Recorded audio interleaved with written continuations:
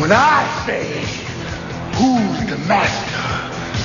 You say, no. What is up, guys? Showing the King here, and I am here to do my review for The Legend of Korra, Book 3, Episode 8, titled The Terror Within. Before I get into the episode review, I kind of want to do an update. If anyone hasn't noticed, or if you haven't been living under a rock, any Korra, Legend of Korra, or Avatar fan should know by now that tonight's episode will be the last aired on network television. Now, rejoice, because there is a silver lining in this, because Nickelodeon has decided, the official word has come in, that Nickelodeon will be moving The Legend of Korra to digital distribution only. What does that mean? It means that the show will still air every Friday, but it will be available only on Nickelodeon.com or the Nickelodeon Companion app for Apple and Android products. It will also be available on downloading service sites like Google Plus. It'll also be available on Amazon as well as Hulu.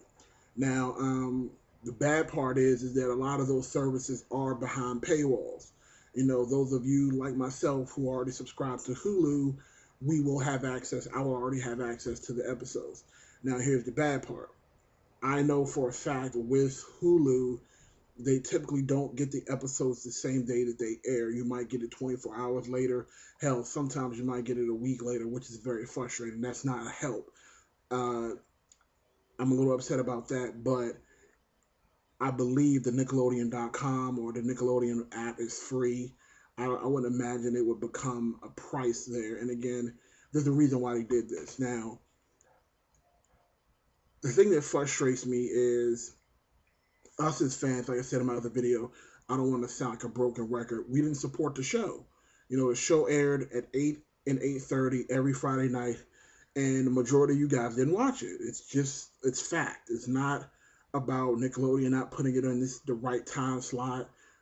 We didn't watch it, so therefore they need to make profit off of this. They get ad buys from commercials during that time that they expect us to be watching, and if we're not watching it, there's no point in keeping the show. That's how it works. We don't get to be fans and scream about it on Twitter and Facebook and not actually support the show, because they're not going to keep it around. If they're in it to make money. If they're not making money, what's the point? Anyway, so a lot of people went online and they started the hashtag Rise Korra 2014 or something to that effect, and people wanted us to make sure everyone watches on Friday so we can try to save the show. It's not about that. It's done. Nickelodeon has already made the decision. So all the people who decided to out of it, randomly now, and all of a sudden everybody wants to watch, it's too late. Show's gone. So moving past that, you guys know now. Check for the next episode, which is episode 9. Will be airing August 1st, and it'll be only in digital distribution. Check Nickelodeon.com, the Nick app, or various other websites to get the information. Now, all of that pushed out of the way, let's talk about this awesome episode. So, episode 8, titled "The Terror Within." This episode takes place 100% at the Metal Island, where the Bayfongs are.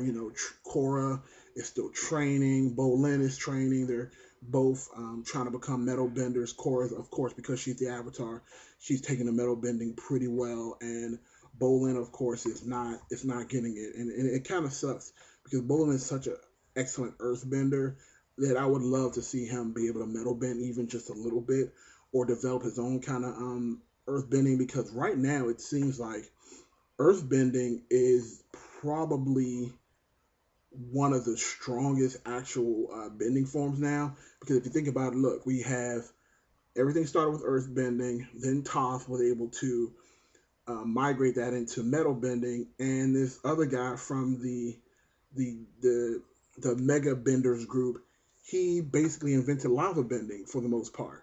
Now, those are all derived from being earthbenders. Now, we already know that with firebenders, they have the ability to shoot lightning, so they all have a secondary ability.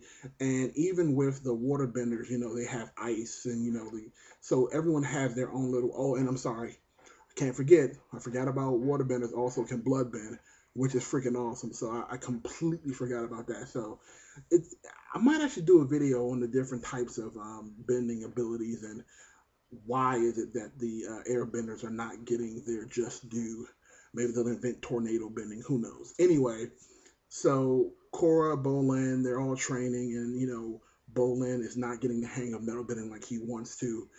We find out that tonight will be Opal's going away dinner, and everyone goes and celebrates the dinner. There's some hilarity that ensues. There's a couple of conversations back and forth, but nothing too important comes out of that other than a couple of hilarious Varric moments. And speaking of Varric, I I must say I was sitting in front of my TV watching the episode, playing detective, trying to figure out who exactly. Well, I guess I'm kind of jumping ahead of myself. Let me back up a little bit. So the evil benders, I'm just going to call them the evil benders, they actually break into the Metal City and try to kidnap Korra, and they actually do a pretty good job. The crazy waterbender chick with no arms, I still cannot remember her name to save my life, but anyway, she actually kind of James Bonds the window. She turns her claws into an ice shard and cuts a circle and then sucks it out and throws it to the side. And they end up shooting darts at Naga, knocks him out, also knocks out Korra, and they're in the process of taking her away. But luckily, Pabu noticed what was going on and was able to wake up Bolin and Mako, which they ended up pursuing the evil Benders group. Now, a huge battle starts to take place, and Mako and Bolin are working well together from their pro bending days, and they're kicking ass. And the fight is just awesome. Like they, again, I cannot stress enough how much they kicked up the fighting and the action in this season. Again, it's so awesome. I really thoroughly enjoy the show as I'm watching it. Every single minute is just pure heaven. So everybody else gets into the fight. The Evil Benders group, they create a giant pit in the middle. The Earthbender, he actually lava bends and creates this parameter where no one can get to them, and they still have Korra. But luckily, Lynn and her sister, they decide to drop in from above for a sneak attack, and luckily Bolin was able to knock out the combustion bender so that she couldn't shoot them out of the sky, and they were able to rescue Korra. Now, in the process of getting away, the power bender, they ended up getting out of there. They created a diversion and ended up escaping. And again, with the Metal City, it's kind of hard to believe that you can just disappear because the thing is like a Venus flytrap. At the end of the night, it all closes and it's secure. So it's probably one of the safest cities in the actual Avatar world. But they were able to get in. So what ends up happening is they end up interrogating all of the security guards that work or live there in the area to try to figure out who let them in. Now, here I am playing detective. Now, I'm moving back to what I was talking about a few minutes earlier. I'm playing detective, and immediately I go to Varric. I said, it's Varric.